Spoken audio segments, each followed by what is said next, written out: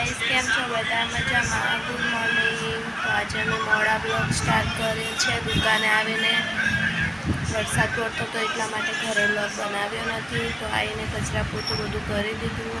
तो हवे जोवे छे फोन। हाय जो गाइस कचरा पोतुं कर दीधुं, दुकान साफ सफाई कर दीधी, चोख्खी थई गई दुकान। वरसाद पड़तो तो गाइस जो वातावरण भी केवुं छे।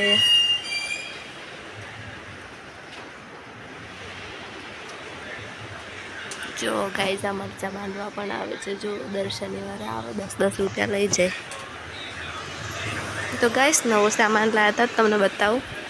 वॉटर कलर लाया था, आ थोड़ा थोड़ा किचनो बधा, पछी आ क्ले छे, बधुं थोड़ुं थोड़ुं सामान लाया था। आ कलर से चौकिया कलर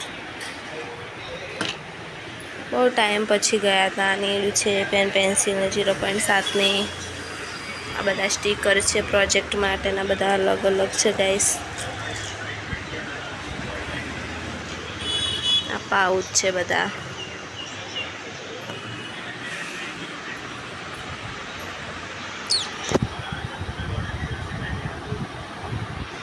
जो गाइस हूँ बनाव्युं छे स्टार नुं छे स्माइली।